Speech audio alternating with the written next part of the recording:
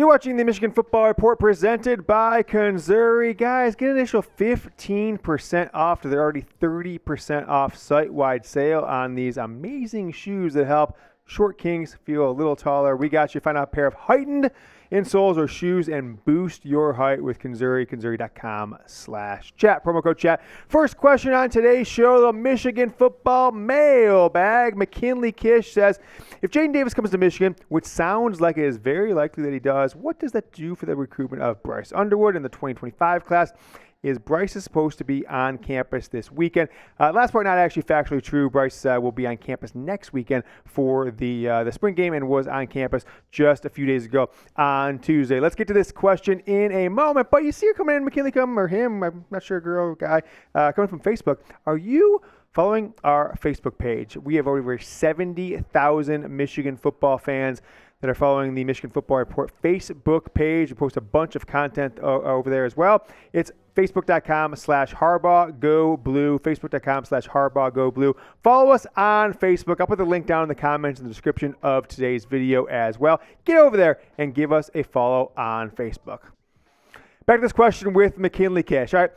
It's pretty clear to me that Michigan needs to make a decision, probably right now today, on who they think is the better guy. And if they think it's Bryce Underwood and they think he's so much better than Jadyn Davis, if they think they're going to get both of them, that is, they probably got to convince Underwood to maybe reclassify to 2024, which has been rumored out there for a little bit. But Mo 5 stars, Mo problems. This is just such a conundrum because you think about like the last 5 recruiting classes, really Michigan's only had JJ McCarthy as a consensus top 100 recruit. I know Cade McNamara was around the 100 mark, but I don't think it was a consensus by anywhere. Certainly wasn't a 5-star like McCarthy was, and then Jadyn Davis is, and now, of course, Bryce Underwood being ranked higher than any of those guys and being just 30 minutes down the road or so in Belleville, Michigan. He was in town just on Tuesday in Michigan talking to Jim Harbaugh. Second time in 10 days. Going to return for the spring game April 1st for the third time in less than 3 weeks. If he wants to be Michigan's quarterback in the future, I think the biggest challenge right now is, one, Jadyn Davis is a year earlier, and he could jump him and commit to Michigan prior. But also, there might be this gap after JJ McCarthy, whether it's after this season or after 2024, still – at best, that Bryce Underwood would come in 2025 and be a true freshman and be, given the reins of, hey, we haven't had a good high-level quarterback in 4 years since J.J. McCarthy. Now you got to come in as a true freshman. I think that's a little bit of a tough pill to swallow, and I don't think there's any chance they actually get both these guys unless one of them just more than happy to sit for 2 or 3 seasons. Let me know down in the comments, guys, what year did you become a Michigan football fan? I've said for years that the season I remember when I was a kid was the 1991 season because, you had the Notre Dame play, Desmond Howard, and then the Heisman Trophy pose against Ohio State. I went to a few Michigan games prior to that and in the 80s with family and stuff, but 91 is the season I truly remember from start to finish in some regards. So let me know what year you became a Michigan football fan down in the comments. All right, question coming in from Steve Boudry from our Facebook page. You guys know the deal. Make sure to go and follow us on Facebook. Got 2 questions. Is Underwood going to change his graduation year to 2024? And then ask a question about the depth chart, QB depth, who is number 2 and number 3 in the depth chart behind JJ McCarthy. Let's say number 1 first. There's a lot of buzz out there. I have yet to verify how real it is. But Michigan has really, started to press and push to get Bryce Underwood to strongly consider them. I think there was a kind of period of time last fall into maybe even earlier this year where Underwood wasn't considering staying in the state of Michigan, where he was more looking probably at, Ohio State or Oklahoma or USC or LSU or Alabama. And now I think Michigan's right up there with him. And if Jadyn Davis is willing to come to Michigan and Bryce Underwood, which is probably a better recruit, probably a better quarterback, how much better? I'm not sure. If he wants to be Michigan's quarterback in the future, maybe his only chance for Michigan to actually feel good about that and not have this gap between him and McCarthy would be to reclassify to 2024. He's got a year basically to do it, a little more than a year. He wouldn't have to kind of go until next summer of 2024. I think it's something to consider. And if he's willing to do it and he's willing to commit to Michigan and kind of be a lock-in commit that doesn't waver at all, I think Michigan should really consider asking him to do that so he could be their quarterback of the future. Told you at the top of the show, the Michigan Football Report is presented by Missouri. Fellas, are you tired of feeling insecure about your height? Missouri makes shoes that can add up to 2.8 inches to your height. discreetly.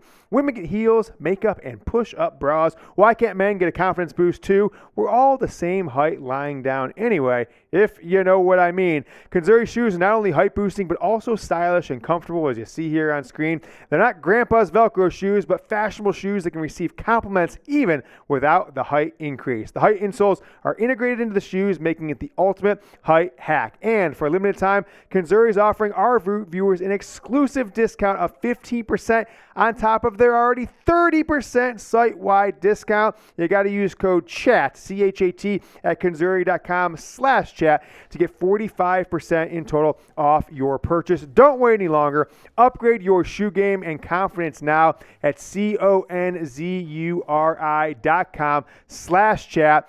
When I want to get high, I put on a pair of Konzuris. The link is in the comments and the description of today's video. Get some Konzuris. You've seen how stylish they are. I can personally speak to it, although I am 6 feet tall, blessed, all that stuff. There's some folks that I know in and around the Chat Sports studio, 5'6", 5'7". They've used them, instantly changed the game. Confidence boost to the moon.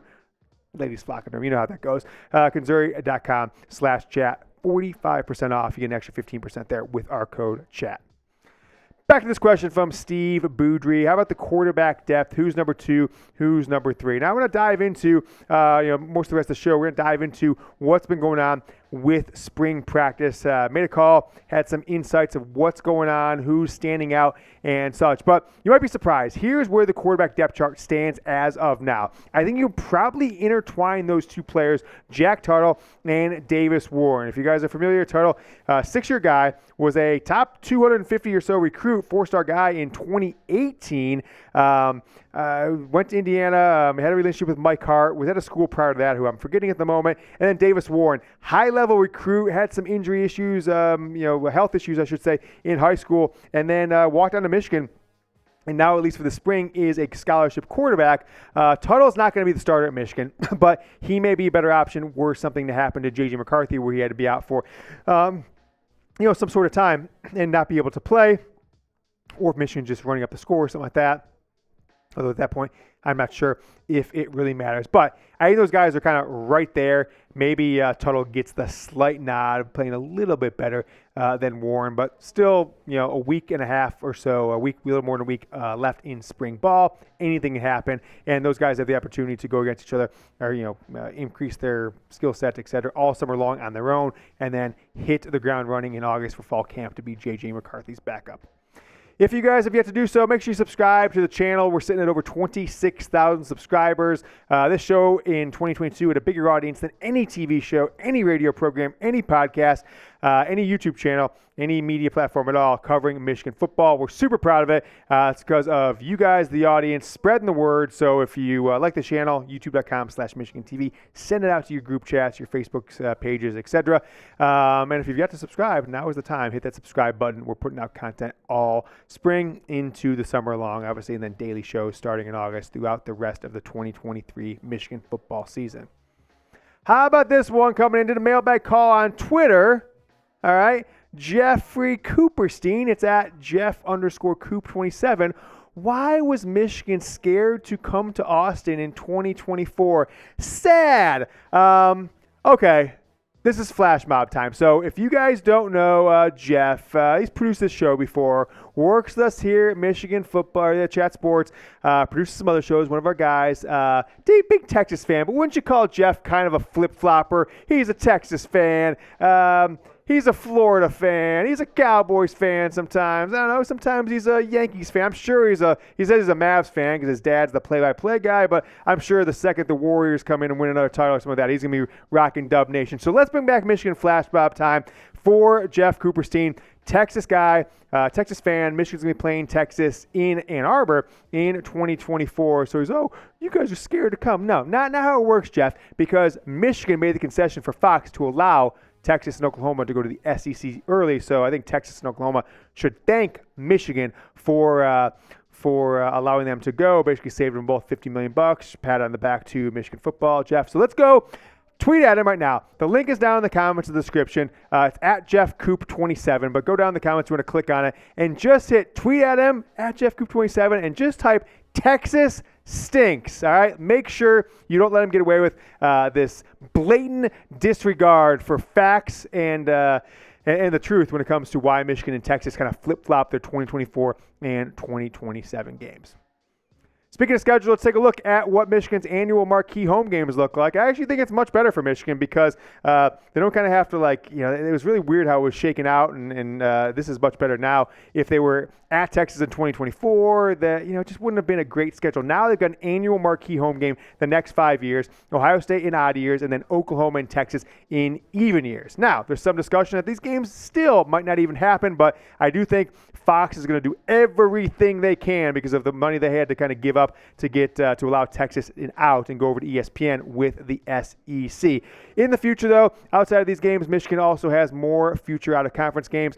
Oklahoma in 26, back at Texas. That was originally supposed to be in Ann Arbor in 27. At Washington, rescheduling the 2020 game that was canceled 8 years later. And then 14 years later, after the monsoon of 2019, where Michigan absolutely destroyed number 8 Notre Dame, Michigan will host Notre Dame. My son Preston, he's 6 years old. This is his junior year in high school, 2023 fall. And then his senior year, he'll go at Notre Dame, and he will graduate in spring of 2035. Next question coming from our Super Chat MVP of the 2022 season and offseason, John Blaze Wolverine. He's got a couple things to say here. Will Michigan take what worked in 2022 and build a winning recipe to win it all this year? And who's our wild card players this year on defense and offense? And then P.S., I think he's responding to Jeff Coop, so make sure you guys go. Tweet Texas Stinks at Jeff_Coop27. Michigan's not afraid to play Texas. Only worry about Alabama and Georgia. And I think that's pretty spot on. Those are the only two teams that I think pound for pound have more talent and probably, unfortunately, better coaching than Michigan at this point. John, you are a real one. Gives me a go blue there. Tweeted that at us. So we'll talk about his comment. We'll address that here in a second. Did want to ask you guys this question. This is around the topic. Who would you want Michigan to schedule a home and home with before we go back to John's questions? Let's just say the scenario is this. Michigan, Texas, Michigan, Oklahoma, those games from 24 to 27, let's just pretend they're going to get canceled because the SEC moves to a 9-game conference schedule. The Big Ten does, obviously, as well. And they all just say, you know what? That's too many tough games. We don't want to be out of the college football playoff, even if it's 12 games. I don't think it's going to happen, but it could happen. So if that happens, who should Michigan go and try and schedule a home and home with? Well, knowing what I know, I've said LSU, I've said Georgia. I still think LSU would be a fun one. I think Tennessee might be an interesting one. I'd like to see a game there. And I think Michigan has a decent chance of beating Tennessee no matter who their coach or players are. LSU, depends on the year. Also, I don't know, wouldn't mind to, let's see, who am I missing here? Texas A&M, that'd be a pretty good one. Texas A&M has a pretty cool stadium. They get rowdy on game day, so that one I would consider as well. Go down and let me know who Michigan should schedule a home and home with if Texas and Oklahoma games are canceled. Back to our MVP, John Blaze. So let's do the first one. I could see Michigan, taking what they learned. I think I've talked about that in several, shows, right past the season, is Michigan needs to stick to the identity of running the ball, but they have to. I think two things are very important on offense. One, getting Donavan Edwards and Blake Corum on the field at the same time. Never let the defense know what's coming. Send one of them out for a pass, right?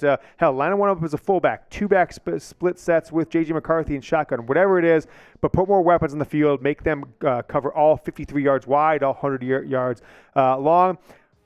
We got to do that. I think they got to work on the deep passing game, work on the red zone offense. Really, that really made them almost lost a game or two, Illinois game, and then I think it really hurt them against TCU, the red zone offense in particular.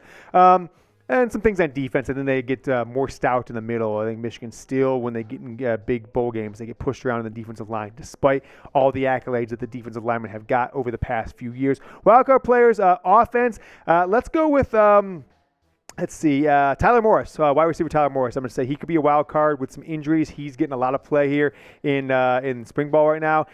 Defense, I guess I'd say Amari and Walker because he's still getting reps with the ones, switching over from wide receiver. Those could be the wild cards, but don't forget about the linebacker transfer from Nebraska. I always forget his name. Ernest, what's his name again, Jack? You forget about it too. Ernest. Hausman, that's right. I keep saying Ernest Hemingway in my brain. I'm like, there's no way it's Ernest Hemingway.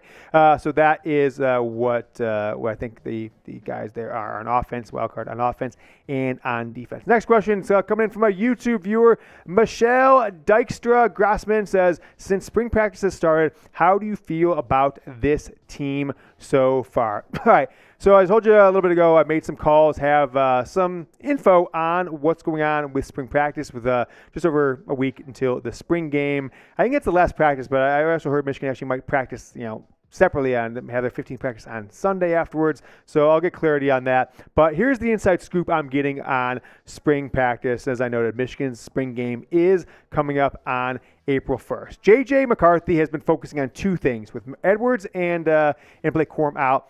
Deep passing has been a major focus of this offense, and Kirk Campbell, the new quarterback's coach, his influence on the offense. Deep passing, Roman Wilson, Cornelius Johnson, those clearly are your deep threats. And then J.J. McCarthy's put on like 12 pounds since the end of the TCU game, right? In just 3.5, almost 3 months now, 2.5, almost 3 months now. And he's scrambling a lot more, and he's taking hits. Now, I don't think that's the best use of his talents, but it could be a difference maker, right? I'm just so concerned that maybe he gets hurt and really could ruin what might be Michigan's best team of all time coming up in 2023. I don't know. So that's what he's been working on. Will Johnson's been out. This one caught me by surprise because no one was really talking about it. I hadn't heard it. And then a recruit tweeted something out about, Michigan's, you show up, you win championships by showing up, and Will Johnson's name was completely empty on the chart inside of the practice facility. Turns out Will Johnson's still injured and has not been practicing with the team during spring. Maybe that's a blessing in disguise, just like the running back position, and let Michigan focus on other things with Edwards and Corum out. Amari Walker's been doing good. Hype's kind of quiet a little bit on him. Jadyn McBurrows, Miles Powell, they're getting those reps where Will Johnson's been out. They're kind of competing to be in the rotation at cornerback. Also, true freshman, early enrollee Jair Hill, who committed on signing day to Michigan. He's going to get playing time this year for sure. He is a little, green, wet behind the ears, they say, but super talented. And I would think by 2024 season, he is a starter at cornerback or in that rotation at, where three corners with Mike Senior still is right now. Darius Clemens injured last week, missed last couple practices. In his absence, Tyler Morris, as I mentioned there, is stepping up, might be in that 3 wide receiver rotation when all things are said and done. Benjamin Hall, taking advantage of Corum and Edwards being out. He's been the early standout, surprising to me, at the running back position. And then defense. This is going to be Michigan's best defense under Jim Harbaugh. They absolutely loaded. Hell, Michigan's backups on defense could be a top 25 defense this year. That's how good people are feeling about this Michigan football defense. All right, question coming in from the Will of D. What sort of effect do you think Michigan really establishing themselves in Ohio recruiting has on the rivalry as a whole? How could Ryan Day respond to that, and how can Michigan ensure they will continue to land people like Bryce West, Jordan Marshall, of course, who just committed on Tuesday, and similar recruits in the future? Well, I think the biggest thing that I can say on this is Ryan Day cannot lie. He's got to look at the top 8 to 10 guys in the state of Ohio that Ohio State wants. If Michigan gets 1 or 2 more of them, whoo, boy, the floodgates might start rolling. I mean, when Michigan was dominating this rivalry, the back half of the 80s, the 90s, going head-to-head with the best program in college football, one of the best with Ohio State in the 70s, 69 with Bo Schembechler. They were getting guys out of Ohio. Clearly Charles Woodson, clearly Desmond Howard, Heisman Trophy winners out of Ohio, Elvis Grbac, quarterback, 4-year starter, and Brady Hoke did it as well, but that just didn't really pan out to be able to take down Ohio State. So I think that's what Ryan Day needs to be thinking about is I got to take these 8 guys or 7 guys that are, got scholarship offers from Michigan and Ohio State in the state of Ohio. Can't let any more of them get away to Michigan, or the floodgates might completely open on him. Do you believe that Michigan can win the national title this year? Give me a Y for yes or an N for no. I think the answer is yes, but I've just been so disappointed by the play in the semifinal the last 2 years. Georgia maybe expected, but TCU, that was just brutal. I think Jesse Minter really has to make up for that performance by the defense. So I'm going to put yes, but I'm just going to, it's Houston or bust this year. Houston or bust, but I want to kind of, hold back my excitement just a little bit until I see how things shake out on the field in September. Bill Graves, what position are we most focused on in the spring game? Pretty easy for me. I think with the passing game being a focus with Corum and Edwards out, I'm focused on the wide receivers. No more Ronnie Bell. Will Cornelius Johnson and Roman Wilson take the next step? And then who is going to fill that third and fourth wide receiver, right? I don't think it's going to be A.J. Henning. Tyler Morris, as I mentioned, Darius Clemens been out a little bit, but can those guys take the next step in their second year? Highlight of the night with the question, do you think Donavan Edwards and Blake Corum split carries this year? Let's take a look at what things looked like last year. Here's their rushing stats next to each other for 2022. Now, other than the Penn State game, and maybe one or two other games, they didn't play a ton in a lot of games because one of the guys was Donavan Edwards was either Michigan was blowing teams out early in the year, right? And so they didn't need to play both guys in the same games, or one guy got a series, the other guy. And then Edwards gets hurt in Hawaii. He's out for a few games. And then they're doing some stuff, Penn State game, etc. Michigan's going to the well on Blake Corum a lot. And then Corum gets hurt against Illinois. Why Edwards already hurt himself. Michigan's got to scramble to win that game. Edwards comes back, absolutely destroys it against Ohio State, Purdue, and has a pretty good game, but not obviously great against TCU. Those are big-time numbers right there. 2,500 yards combined rushing between those two players, which is absolutely insane.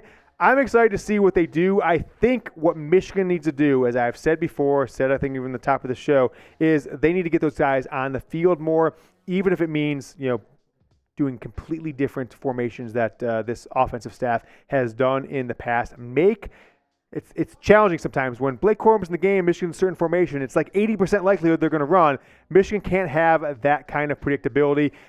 Put one of the guys out wide receiver from time to time if you have to, but most importantly, don't overwork Blake Corum. I think they should kind of cap his carries at 20-22 a game and bump up Donavan Edwards when they're both healthy, from 10 or so that he would normally get with Blake Corum being healthy to 16, 18 as well. If you do that, Michigan could have one of the great running back combos in the history of college football. Let me know what you guys think. You saw the stats there, just shy of 2,500 yards for these two guys last year. How many combined rushing yards will Blake Corum and Donavan Edwards have in 2023? I'm going to say 2,900. I'm going to say 1,700 for Corum, 1,200 for Edwards. I think Edwards also kind of throws in there 500, 600, maybe even more. Some people have talked about 1,000 rushing, 1,000 receiving for Edwards. I don't know if he can get there with Corum being in the game as well. I'm going 2,900. Let me know what you guys think below. Want to give a thanks and a shout out to everyone who shared Monday's video. Towards the beginning of the video, we said, please share the video, help spread the gospel. I mean, grassroots marketing is what it is all about. So I'm going to give shout outs to everyone who did it here. I retweeted them all, so if you want to go to my Twitter account from Tuesday and Wednesday and some Monday. Mark V hit me with a tweet. Jeremy Clore, one of our hard hat guys, did. John Blaze Wolverine, of course. Rick from Dearborn. Wild Rick, you son of a gun. Rick Stradamus. He's at JJim_Smith. G Boulder. John Blaze again hit it with a tweet. Thank you, John. Go Blue Brad. Carl Cordell, also a longtime viewer of the show. My guy, Michael Owen Davis. Owen Davis and Don Bustler, longtime viewer. Conan Denovich. Dam0013, long-time viewer. Josh Sherwood, also a hard hat member. King Lion, Scott69, Austin Carr, no relation to Lloyd Carr, Michael Clayton. It's Overtime. It was at MGoBlueWolf. Were all the ones that I'm seeing. If I missed you guys, I apologize, but just pulled these up as we were filming. So thank you to everyone who did that. Really helped spread the gospel. Our audience of social media on Monday's video was up like 4x over a typical video. So shout out to all of you guys. One last reminder, speaking of social media, those guys followed on Twitter. Twitter makes it really easy to see who shares the content. You may have shared it on Facebook. We appreciate it. If you're on Facebook, we're at facebook.com/HarbaughGoBlue. Join 70,000 Michigan football fans. We're a very active community there, so make sure you go and follow our Facebook page. I will be back later. We'll see you guys soon. So I see you then. Go Blue.